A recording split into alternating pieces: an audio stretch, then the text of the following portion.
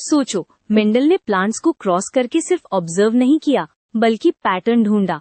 Question ये है कि उनके एक्सपेरिमेंट से कैसे पता चलता है कि कुछ ट्रेट्स डोमिनेंट होते हैं और कुछ रिसेसिव। चलो एक सिंपल डायग्राम यूज करते हैं ताकि क्रॉसिंग का फ्लो और रिजल्ट्स इंस्टेंटली क्लियर हो जाएं।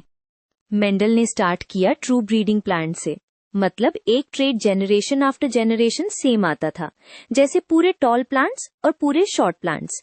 इससे उनको श्योर होता है कि पेरेंट्स के ट्रेट स्टेबल है, रैंडम मिक्स नहीं।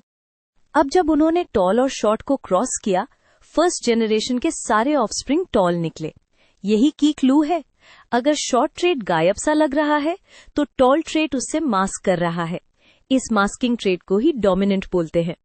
Important point, short trait actually disappear नहीं होता, वो हिडन रहता है क्योंकि डोमिनेंट ट्रेट उसकी एक्सप्रेशन को कवर कर देता है। इस हिडन ट्रेट को रिसेसिव कहते हैं। फिर मेंडल ने F1 प्लांट्स को आपस में क्रॉस कराया। यहाँ टेस्ट होता है कि क्या हिडन ट्रेट वापस आ सकता है। जब कुछ ऑफस्प्रिंग शॉर्ट वापस आते हैं तो प्रूव हो जाता है कि रिसेसिव ट्रेट F1 में था, बस मास्क हुआ था। F2 में यूजुअली पैटर्न मिलता है, ज्यादा टॉल कम शॉर्ट। ये टिपिकल रेशियो बताता है कि ट्रेट्स पार्टिकल्स जैसे पास होते हैं, मिक्स करके परमानेंटली ब्लेंड नहीं हो जाते। डोमिनेंट ट्रेट ज्यादा बार दिखाई देता है, रिसेसिव तब दिखाई देता है जब उसके सामने डोमिनेंट वर्जन ना हो।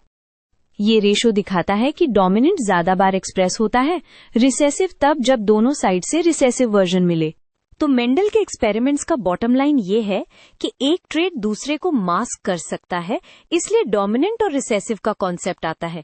और रिसेसिव ट्रेट F1 में छुपकर भी F2 में वापस आ सकता है, जो सेग्रीगेशन ऑफ इनहेरिटेड फैक्टर्स को सपोर्ट करता है।